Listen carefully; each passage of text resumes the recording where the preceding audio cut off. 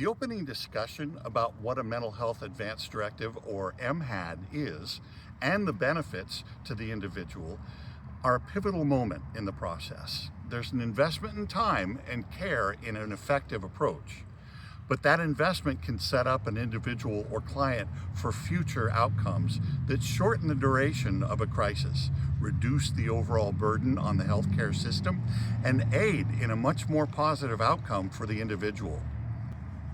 First, let's look at two examples that have opportunities for improvement. Okay, Ms. Reynolds, before we wrap up, do you have a Mental Health Advance Directive on file? I don't think so. What's that?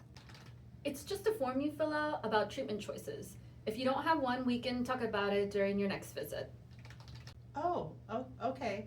Yeah, it's optional anyway. All right, I'll just see you in 2 weeks. Yeah. In this example, the social worker mentioned the MHAD briefly and without context. The rushed tone and lack of explanation leave the individual uninformed and disengaged. As a result, no trust, understanding, or motivation to follow through is established. Now let's look at another example that can prove unproductive. Ms. Reynolds, I need to ask you if you've completed a Mental Health Advance Directive. It's a legal document under RCW 7132 that outlines your psychiatric treatment preferences should you become incapacitated. I don't know. It sounds complicated. It's fairly straightforward. You designate a mental health agent, authorize interventions, and specify advance consent for psychotropic medications. Here's a copy of the form, Ms. Reynolds. Let me know if you have any questions.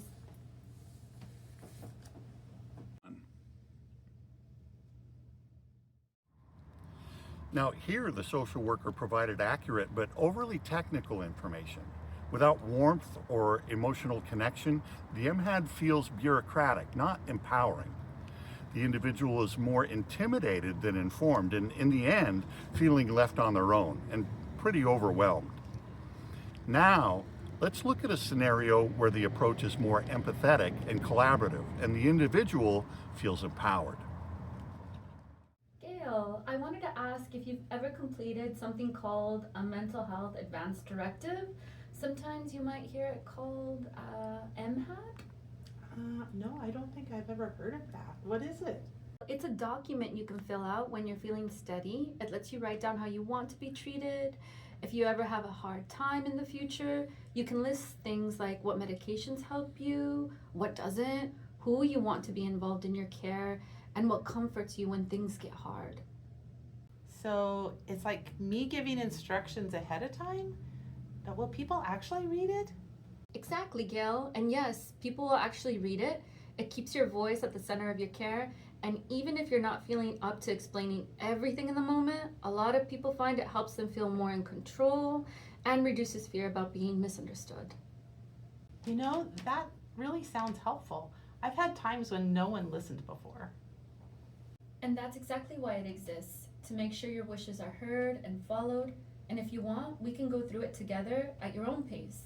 You don't have to decide today. We can just look at what it includes. Yeah, I'd like that. Maybe next time we could start with it? Absolutely. I'll bring the guidebook and we'll go step by step. You'll decide what feels right to include. Let me go ahead and print out some information on it, and you can have it completed with someone you trust to be your advocate outside of here, like a loved one or a peer specialist. Yeah, let's do that. Terrific, Gail. Do you want me to set up a meeting with the peer specialist, or is there someone you know that you'd like to bring the information to? What exactly is a peer specialist? We call them certified peer support specialists. They've been through their own mental health journey and found a path to recovery. They've also completed special Washington State training to use their lived experiences to support others. When it comes to completing an MHAD, a certified peer support specialist can be especially helpful. I think I'd like that. Okay, Gail. I'll see about getting that set up for you. Oh, thanks. In this example, the social worker slowed down, used accessible language, and connected the MHAD to the individual's lived experience and values. By focusing on empowerment and collaboration, not compliance, the social worker builds trust and motivates engagement. This approach transforms the MHAD from a form into a tool for self-determination.